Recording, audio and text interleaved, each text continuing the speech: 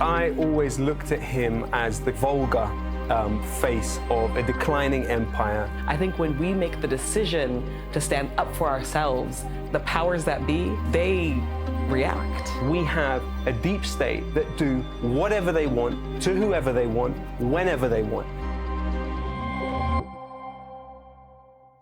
I put a hashtag on 3 words: Black Lives Matter.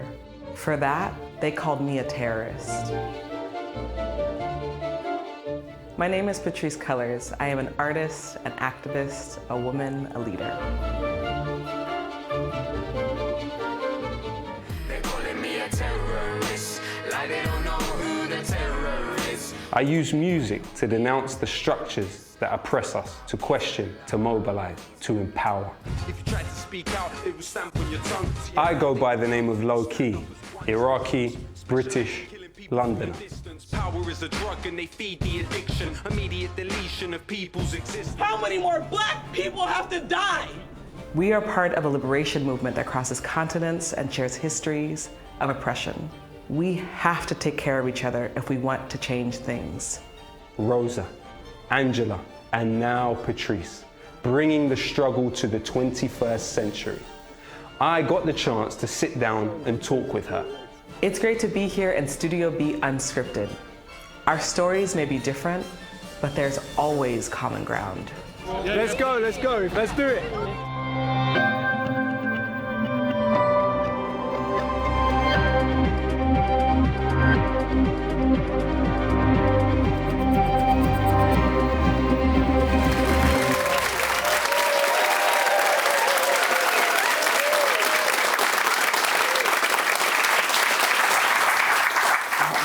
Patrisse, it's really amazing to be here with you. I have to say that I was really touched in a visceral way by your book. You know, because of your activism and because of your collectivizing, we're placed into this very precarious and dangerous space of being defined by some as a terrorist.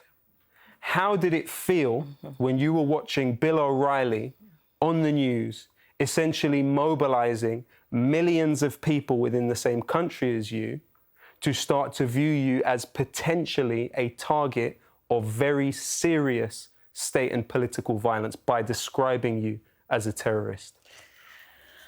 Like a lot. It felt like a lot. I think as someone who's studied the civil rights movement inside the United States, who's studied the history and the evolution of struggles both in the U.S. and outside the U.S., I had heard and learned about state repression, learned about how the media is used against Black Power movements, how COINTELPRO, the counterintelligence agency, developed an entire operation to try to take down the Black Power movement. I didn't know I was going to be living through it. I didn't know that when we declared that Black Lives Matter, that there was then going to be a statewide apparatus that was going to go after us. Even though intellectually I had studied it, you don't know a thing until you live it, until you experience it, until you turn on your television or someone texts you and says, hey, Bill O'Reilly has your name on a screen and is calling you un-American and a terrorist and dangerous. To really white people. That's who he was talking to. That's the base he was mobilizing. On the one hand, made me scared, scared for my safety, but they messed with the wrong person. They messed with the wrong family. I'm competitive. And so Bill O'Reilly's gonna go after me, cool. We're gonna make this bigger and stronger. And we're gonna learn from history. And so we called the elders who had gone through this. You know, Angela Davis being someone who was sought out by the FBI, who was hunted and eventually went on trial and won, and asked her, what do you do in these moments when your government is going after you? What do you do? How do you respond? And not just from like a campaign-wise, because we had to build a campaign to protect us, but also how do you protect your sanity? Yeah.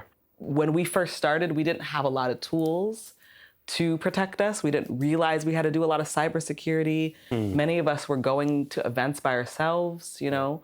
We were just out here, you know, fighting, and realized rather quickly what kind of threat we were. And I think that is something that is very specific to being a person of color, you know, to being Black, and the States in particular. But I think it's also really specific to being someone who's decided that you're going to fight, that you're going to challenge the norm. When we make the decision to stand up for ourselves, that really, the powers that be, they react. Right. And I think for me, you know, when they told me that we were going to be in conversation, I was like, okay, let me learn everything about this human being. And what you've talked about so much is this place and challenging this place. And so I'm curious to hear from you, like, at what moment did you decide, like, I'm going to challenge the norms here? I'm not going to show up the way they want me to. I think for me, it was understanding the urgency and how large the stakes actually were. You have to understand that in 2003, you had the largest simultaneous mobilization of human beings around the world in recorded human history against the Iraq War. We're talking about, some estimations have it at 30 million people worldwide. Now, an inevitable consequence of taking that kind of action against the will of so many people was the death of civil liberties to a certain extent. So where I think commonalities do exist are, you know, for example, I've been stopped under Schedule 7 Terrorism Act. It's not particularly that rare when you think that around 500,000 people in this country have been stopped under it. 84% are of quote-unquote ethnic minorities, despite the fact that they are only 13% of this country. The Schedule 7 Terrorism Act allows police to stop someone, hold them for up to 9 hours. They are legally obliged to answer every single question asked of them. They have no right to publicly funded legal advice during that process. So for me, this process of politicization was beginning to affect my life, and me turning into somebody who was going to directly challenge it was a process of linking them together. It was thinking, okay, why was I called this name in the street in this situation? Is it linked to this? And it was combining those things, but then also looking at the traumas that affected me in my childhood and others that I knew. And one of the interesting things about trauma is that it affects the regulation of fear and anxiety. And so what I'm directly identifying now are forces of violence, but it's a violence that can often move in an invisible way. And so it was trying to seek clarity. It was trying to make the invisible visible.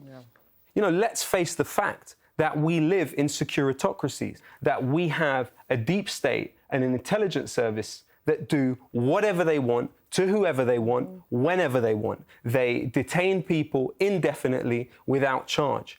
And to people that are racialized as Muslims within this society, it's almost as if their behavior and their activity has become algorithmatized. But when we actually look at the fact of the matter, if we look at EU research that was carried out between 2006 and 2014, the percentage of terrorism carried out across the EU that was the responsibility of people claiming to be Muslims was 0.7%. So in terms of data, this bears no relation to the way that certain communities are targeted for certain reasons. I was reminded by your book at the point where you're arrested age 12 in class.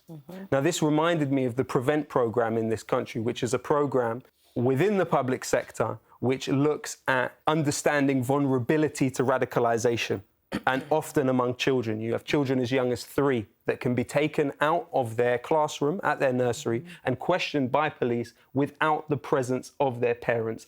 So, you know, I just wanted to ask you, how is it that Black Lives Matter were able to universalize your message in the way that you have and connect with so many people around the globe? You know, if it was supposedly an issue that was just affecting people racialized as Black in the United States. From the very beginning, we knew Black Lives Matter was not just about people in the United States, Black people in the United States in particular. We have a deep commitment to global struggle, and we have a deep commitment to the global Black family. And so there's a reason why it was Black Lives Matter and not African American Lives Matter. There's a reason why the minute we launched Black Lives Matter, we called for folks across the globe. We wanted people to talk about their stories in South Africa. We wanted folks to talk about their stories here in the UK and Canada. And there's a reason why I think the resonance of Black Lives Matter was felt across the globe so quickly, because it was clear that the issues that we were talking about and that we were experiencing and that we were expressing were not isolated. Right. They were not just about us. And that there was a necessity to challenge the history of Black struggle and the history of the Black Power movement. You know, I was thinking when you were talking about this word terrorist and what they really mean when they call us terrorists. The US government label Black resistors, Black organizers, Black freedom fighters as terrorists. Yeah. It was really important to understand that and to understand that that was being weaponized against us. But also in that term, there's a solidarity that happens because you start to look around and see who else are they calling terrorists? Yeah. And then you start to think about, well, what is terror? Because actually growing up in an environment where the police are busting down your doors, where you are unable to walk without being harassed, where most of your family, by the time you're 13 years old, are in some sort of prison or have been arrested or have been harmed by the state, that's terror. That's what terror is. And you talked about earlier the idea of trauma. I think as organizers and activists, we have big words and big thoughts and big ideas and great statistics. But we don't often talk about how does this thing then impact our real life? I think it's an interesting question. And one of the things in your book that really resonated with me in a heavy, heavy way was your description of your brother Monty as somebody who was suffering from a mental illness. The view of him was so coarse. From the supposedly benign institutions, they were scrambling to convert him into an economic unit at the expense of his mental health. Situations where rather than having handcuffs thrown on his wrist, he should have had an arm put around his shoulder. And rather than being thrown into a cell, he should have been given a hug. This is the reality of the situation. I compared it to the actions of my brother, who was undiagnosed, but we're sure suffered from serious mental illness and took his own life at the age of 23.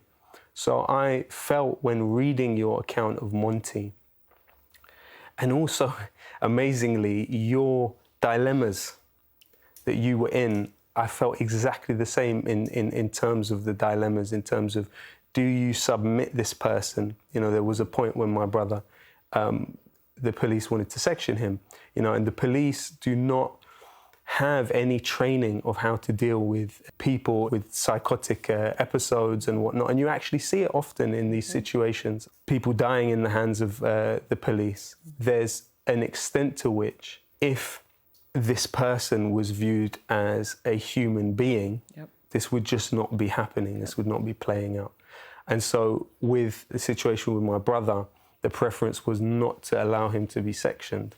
But, he's not with us today. And with suicide, what it always does is it leaves within the surviving loved ones a sense of hauntology, and hauntology being trapped in the moment of the thing that you wish never happened.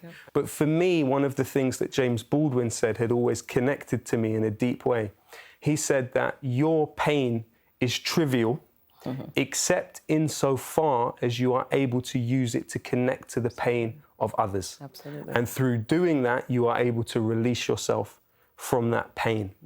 And in a sense, it's what I'm attempting to do through the music, you know, using music in some instances where really traumatic things have happened. It's taken the making of a song about that incident to kind of calm me and soothe me in that way. Would you say that the writing of your book was actually kind of cathartic in that way? Yeah, it absolutely was. And just may your brother rest in peace. Thank you. Yeah. It was devastating and cathartic. I'm a big firm believer of therapy and healing justice. And so I've done a lot of my own work around the trauma I experienced as a child in my home and by law enforcement. But to write it and relive it, I did not realize how much still was lodged in me. I had compared, what my brother had gone through to what I had gone through. And I feel like we do this a lot, people who grew up in serious violence. It's called survivor's guilt, where you don't acknowledge what you'd experienced because it was maybe less harsh than what someone else experienced. And I think for especially women, because we often become the caretakers, we often become the people who are holding space for the people who've been traumatized by the state while we're also being traumatized by the state. We don't take the time to grieve our experiences. And the book, for so long, the conversation around mass incarceration and the prison industrial complex inside the US has really been through the framework of really a cis male lens.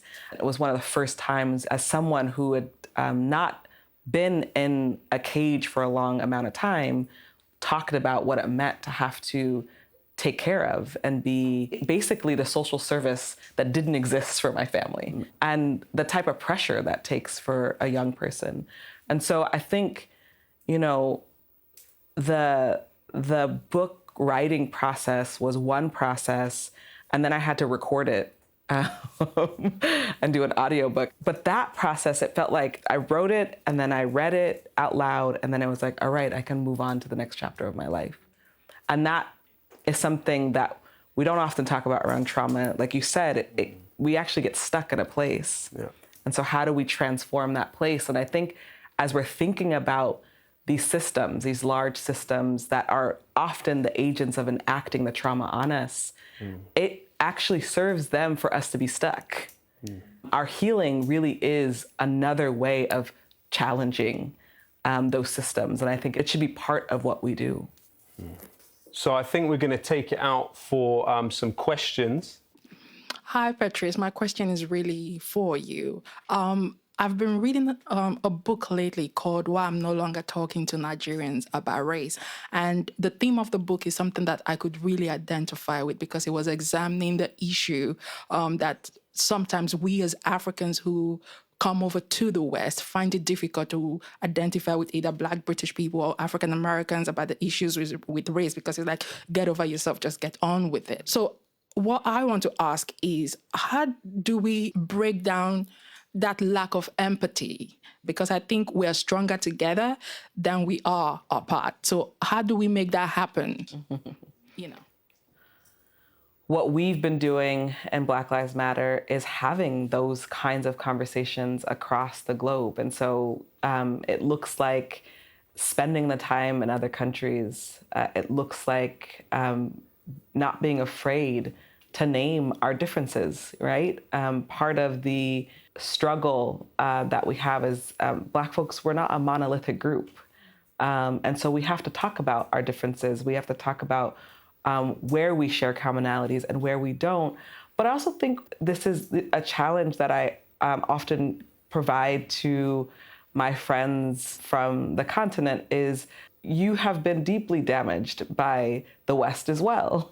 There's a history of colonialism and the impact that has on your countries. And so we have to have not just a domestic conversation about Blackness, we have to have a global conversation. And it's not just about interpersonal relationships, it's about corporations. It's about companies. It's about whole countries that have colonized not just our physical space, but how we then relate to one another. And I think that to me is really important. I'm not just interested in the interpersonal, while I think that's incredibly important. I'm also interested in a larger political conversation about how we ended up this divided from each other. Black Americans weren't always so focused on the domestic. That was actually something that was purposefully perpetuated, making us thinking nationally as only US Americans and taking us away from the global conversation. And so all we're doing in Black Lives Matter is taking that 500-year-old conversation and reminding us that we've always been a part of a global family. I'm a teacher. I've worked in London for about 15 years with young people, and I've seen increasing examples of trauma. I just wanted to hear a little bit more about how we can support the healing process for lots of those young people, how we can be part of that. I think I'm going to kind of use the term healing justice as a term that was really coined about 20 years ago as a response to the kind of self-helpy movement that in a lot of ways is a neoliberal movement that isn't grounded in the healing of people who are at the margins or who are being most traumatized by the system. I think it's very easy to spiral into the conversation about trauma, but it's important that we don't stay there because there's this other thing called resilience. And so part of the work that we do, especially with young people, is we know that many young people, especially if they're poor, especially if they're of color, have dealt with a significant amount of trauma. Well, what environments are we creating for them so they can be resilient beings? And not in the tokenizing way that, you know, picks the most gifted of us and then elevates us. That's another type of trauma.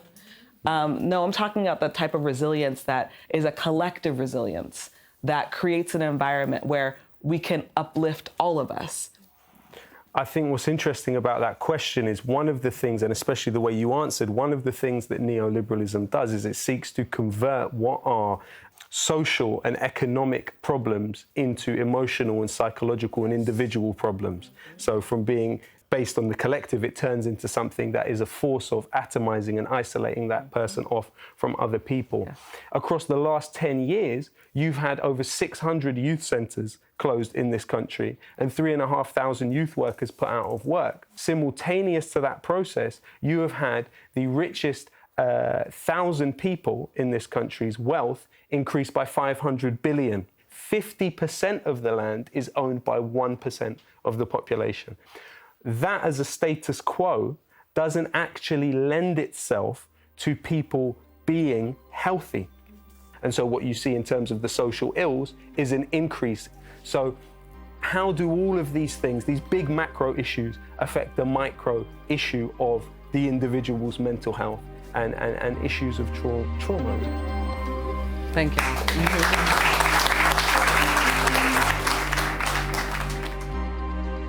If you're asking overall, does the system itself need to be dismantled? I would say it does. There's nothing romantic about losing your family and then having to fight for them. No activist should be hungry.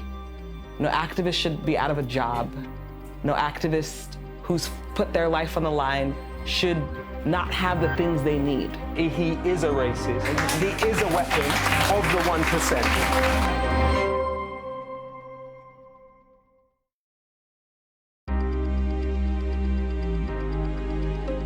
The US government label Black resistors, Black freedom fighters as terrorists.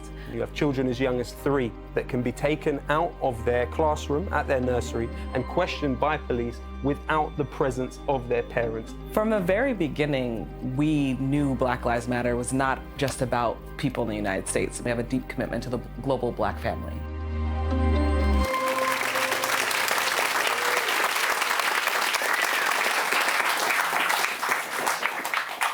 So that was a deep conversation. Indeed. I want to actually talk about our favorite topic. What's that? 45, also known as Trump. Clearly popular. You know, I think it's I don't want to actually spend the rest of the segment focusing on him. Yeah, What I want to do is focus on what he's that's right. not created because it's existed, Yeah. but what he's surfaced. Yeah, yeah. And how that impacts the conversation about race and racism. Yeah. Also how it, I think, impacts countries like the UK who say we're not as bad Yeah. as that place, right? And what that then creates for our struggles. And so the first question I have for you, Yeah. what did you feel in the morning that you learned that Donald Trump became the 45th president of the United States? I mean, to be honest, I always looked at him as the crude and vulgar face of the US empire, of a declining empire, but without makeup in Donald Trump. He was somebody who depicted himself as anti-establishment, anti-hero against neoliberalism, essentially. He was speaking to people in the deindustrialized parts of the United States who had been dispossessed and disempowered by NAFTA, which, you know, moved millions of jobs from the United States to outside of its borders where people would work in deregulated environments for a lot less money. And what he performed was a really vital trick for an economic system which is widely discredited and has allowed 8 men to have as much wealth as half of humanity, was he performed a projection trick. So it allowed people to look at their problems that they faced and project it onto an external other. Yeah. And it really gave credence to this siege mentality, which a declining empire inevitably goes through. When you look at the history of something like 69 empires in human history, they follow generally along similar trajectories. And towards the end of it, it is often a large amount of energy is put into the spectacle and is put into a very bloated celebrity entertainment class who are massively overpaid and hugely underuseful in serious moments of political change. And so it was that Trump was able to appeal to. You know, you've got to remember that we live through forever war in terms of US imperialism. And he was able to not only play on the externalization of labor, but also the internalization of the external violence that the US empire was seeking around the world. What strikes me as interesting with Trump is, despite the bravado and what he claimed to represent, is not actually true. So you look at even the Ministry of Labor in the United States. When Trump was elected president, for the first year, they stopped reporting workers' deaths. So the idea of him somehow protecting the interests of these people in the most clear way was violated. And, you know, for instance, when he was talking about the movement of people through Latin America, you know, of course, a place where numerous governments have been destabilized, have had terrorist movements themselves, like the Contras, who were given the green light by the CIA to sell cocaine in order to gain funding for their movement in Nicaragua. So you've had these people moving across Latin America towards the United States borders. And one of the ways that Trump is able to turn the population against these people is, he said, they're mixed in with Middle Easterners and terrorists. And so he uses every trick in the book to try and encourage this vertical solidarity by people in the United States with him. But we know that he is a racist.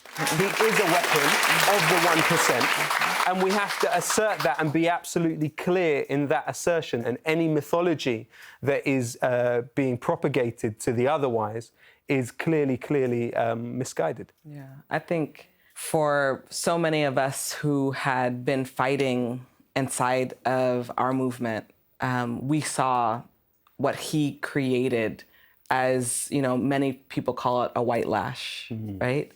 It was a response in history. Whenever we've seen Black people rise up, we see the response of the next government in place be a government that is about repression, that is about squashing resistance. And in some ways, Trump was one of the first candidates to call us terrorists, the first candidates to have his supporters physically assault our protesters. We didn't need police. He created a vigilantism. And I think what we're seeing, not just inside the States, but across the globe, is the rise of the white right.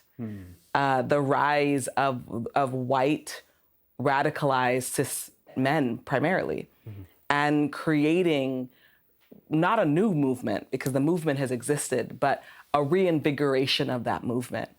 And, for those 3 to 4 years, we were scared of law enforcement and scared of white nationalists too. But what became very clear the day after 45 was elected was that white vigilantism was not just going to be on the rise, it was going to be accepted. It was going to be a part of a culture that was, the more people we can attack, the more people we can harm, as in white nationalists saying this of folks of color, of women, of queer and trans people, the more stripes you get. And I wonder for you, how has that impacted what's happening in the UK? And do you see that as something that has impacted the conversations you all are having? What we actually see are the same people who are funding groups in the UK and groups in the United States who deny climate change completely counterfactually, that encourage the targeting of Muslims and encourage the targeting of the most vulnerable in the society, also mix in with a scapegoating of immigrants as the cause of all problems. So it's that wing, really, that we're seeing on a street fighting level being clear. That the same forces that empowered and are promoting and are pushing Trump in the United States are also pushing this vigilante type of pogrom-like thinking towards people racialized as Muslim. Maybe 10 years ago, or even 5 years ago, people would call us conspiracy theorists, right? And clearly that there is a deep link between our countries. Of course. And something that really struck me when I was here a couple years back on my book tour is when I went to go speak to media, especially mainstream media, they would always sort of laugh and say, the Black Lives Matter people in the UK swear that there's issues here. Right. And they didn't realize that I knew the issues Yeah. that were happening in the United Kingdom. And so I would challenge them and talk about the Black deaths in custody, and I would challenge them and talk about law enforcement violence against Black people in the UK and the conditions of climate change and how that impacts Black people. And there would kind of be this starry-eyed, oh, we got caught. Yeah. And I think that we have to have this conversation in a way that's much more sober, right? And that there has to be a challenge and a consistent challenge, because it then becomes easy to sort of see Donald Trump as a laughingstock of the world, and that he isn't actually creating a new environment for countries like the UK to thrive. And a new element of radicalization that is about harming, violating, killing whole communities. So we both have children. Knowing all this stuff and knowing how the world works, how do you think about raising your child in this place? For me, the connection to my son is thinking about how he will be at a time where governments have access to information through our digital footprints, through the microphone and camera that we all carry with us everywhere and rely on for so much of our daily life, allows governments to get information that previously they would have had to torture to procure. And so then how now will having a father who is a professional contrarian throwing metaphorical Molotovs from behind the picket line, what that will mean for his life, but also what it will mean for certain social mythologies to be projected upon him. Yeah. Because he's going to go through that experience of living in this society, being racialized a certain way, being spied on inside public sector institutions, no doubt. And that's something that, of course, is a source of worry for me. But I do take solace in the fact that in the UK, it was 300 years that people, you know, while it's flawed, fought for the right for people that don't own property in this country to vote for parliamentary representation, as limited as that allows them to be. But looking at that 300-year struggle, it was actually fought for and won from below, rather than bequeathed by the powerful to the rest of the society. So I take solace in that.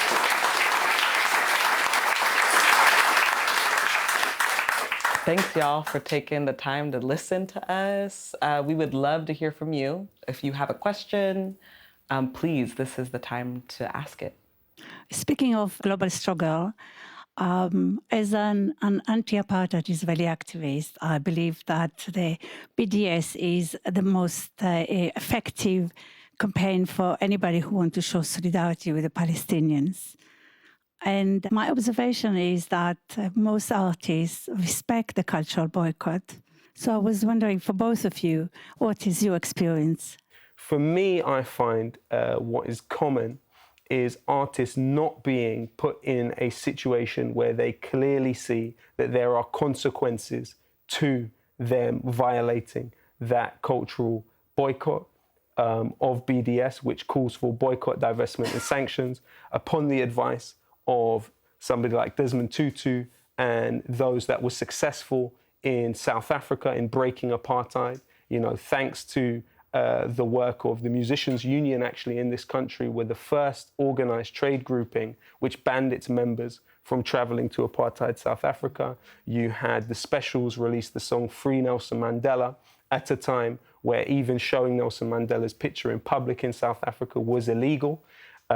You had even Bob Dylan and Bruce Springsteen releasing Sun City, calling for other artists not to go and perform in Sun City. You know, it was an integral part of the movement that far, far, far preceded the Apartheid Act in US Congress in the 90s, which was really the death knell, shall we say, for apartheid, because what it meant is that the banks like Barclays and Chase pulled out of South Africa, and really that was the end of it. So the point is that in an attritional way, the movement for BDS can force the levers of power to react. But what's really clear is that we, as people that do have some role in this process, should apply that pressure to artists and say, well, if you do that, there will be repercussions. You will face a problem in terms of sales. You will face a problem in terms of attendance of shows. You will see Palestinian flags brought out at your shows. And so I think that's quite an interesting part of it. How would you say for Black Lives Matter solidarity with the Palestinians was kind of initiated? We realized, we need to take our solidarity a step further. We need to be more public. And so one of the first delegations that went to Palestine was led by the Dream Defenders. It was folks from Ferguson, folks from Black Lives Matter, folks from Dream Defenders, and we went on a solidarity trip. And I think it transformed all of us. It transformed how we understood the Palestinian struggle, but also how we understood it in relationship to Black people's struggle inside the US. And I think it was a profound moment of clarity. Also a lot of fear of what kind of backlash we were going to receive, which we did. We did receive backlash. Specifically on the Palestinian issue? Absolutely. Right. What kind of backlash? So many funders pulled from funding us right. after we came back from Palestine and issued a statement in solidarity with Palestinian people. Right.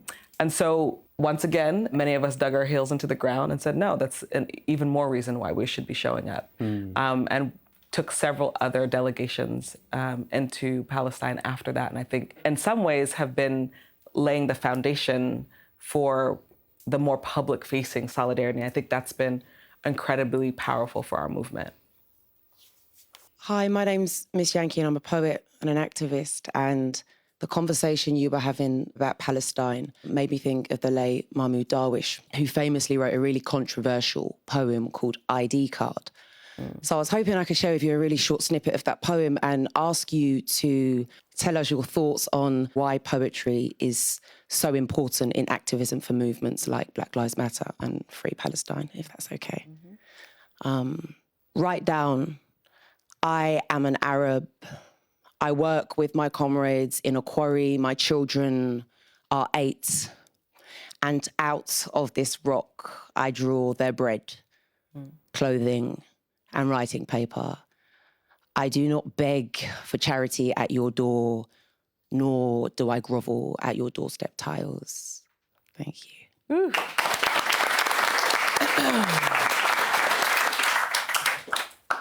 Thank you for bringing him into this space. For those of us who've been blessed to be able to use our art, I think it's been such an important intervention into the pain of this place. For a long time, my art was used to kind of deal with the pain. And so I was often not replicating, but my art became very painful to do as well. And most recently, I've shifted that. And living in a world where, especially when we have access to the internet, we could see Black death all the time, really wanted to make art that was still deeply political, but was a political that looked at the Black people being alive and thriving. And so that's what I love about that poem, because it's a pain. There's always going to be that pain there because that's what we feel, but there is a resistance in it. And I think that's very, very important. Hi, Patrice. Hi, Loki. Thank you for sharing your experiences with us today. I guess my question is, how do you maintain, with the family and with being in the spotlight in the public and having to fight against your government and these organizations? Sometimes I don't maintain. And I think that's important for people to know, especially for those of us who become sort of positioned as the voice or one of the voices or in the spotlight out of trauma. I say often, I don't want to stand in the middle of a highway and risk my life. It's not like what I was born to do, but you do it because you have to. And we do it because nobody else is. And so oftentimes we're forced in a position to do things prematurely before maybe we even have the courage to do them. We are forced to do things even when our spirit is like, this doesn't feel good, but I know I have to do it. And I think it's important to name that. I wrote something on the 6-year anniversary of Black Lives Matter. I said this last 6 years have been the most profound and the most traumatizing 6 years of my life. We have to name all of the nuances. There's a very unfortunate sort of heroism, an idea of what we do that's very romanticized. There's nothing romantic about losing your family and then having to fight for them, and then your government treating you like crap while you're doing it. There's nothing romantic about that. And so we have to sort of be in that sobering reality. And then I think the next thing is we have to build community together. No activist should be hungry. No activist should be out of a job. No activist who's put their life on the line should not have the things they need. That's where we step in. We should be taking care of each other. It should be priority. I check on almost all of the people that I know that are actively fighting the US government. I check on them. How's your health? Are you eating? Are you being taken care of? Because people forget to check on us. And so that to me is like a call to this team, right? We're sitting here and listening to us, which is great and brave, but how do you leave this room and make sure that you all are okay? So previously you made the link to the rise in neoliberalism and the decline of personal well-being. So do you think that those who actively argue for reform within the capitalist framework hold any merit to their arguments at all when they argue for things like social democracy, when we know that the forces of capital are always shifting and changing their hand, trying to break down the regulations that we put on them. So I'll answer that as quickly as possible because I only have a minute to answer those things. So, you know, if you're asking overall, does the system itself need to be dismantled? I would say it does, because implicit in it is too many different forms of violence. And the logic which underpins it is this deification of profit at the expense of human life. But what I would say is that undeniably within that, there are more merciful models and more aggressive and more coarse models. So yes, neoliberalism as a counter-revolution within capitalism has been responsible for a huge amount of suffering and a huge amount of pain. We do have the opportunity to vote for an alternative within that system. If we're talking about counter-cyclical spending on arms or spending on social services, then I would choose the spending on social services, you know, because I have seen the way that people's lives have been improved by those very institutions. So yeah, if that's as terse an answer to your question as possible. Good evening. My name is Jacob. I'm a youth worker in South London. What would you consider required reading for young people to fully understand the environment that they're growing up in and become more awoken to the changes that are happening so they can be ready for actually become activists in their communities? I think you should read everything. I'm serious. I really do. I think the reading list should be long. It should be wide. I think you should read people's memoirs, especially folks who have been in political struggle. I think you should read sci-fi. I think that when we only read a certain discourse, we get stuck in that. And so I think it's really important, both for your political development, but also for your mental health, to read as much and everything, and to try not to just focus on reading it on social media. I would say go to a library, sit in it, and find a topic that you feel really passionate about and go deep. And so I'm hesitant on telling you what to read, but I want to point you on what makes sense for you to read, and then you make those decisions.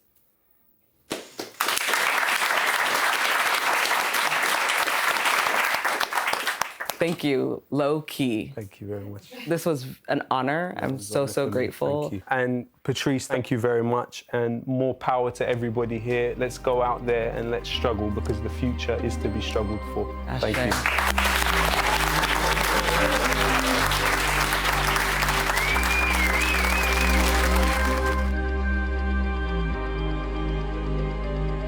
One of the things that I think is hard about social media, considering it's called social media, it's more like monologue media. What do you think of the word evil? Do you think that there is such a thing? Is it a useful word? I don't think evil is a useful word. I think we've seized Al Jazeera now, you and I, to start a cult of love. Yeah. You know, love meaning charity towards what is broken in us.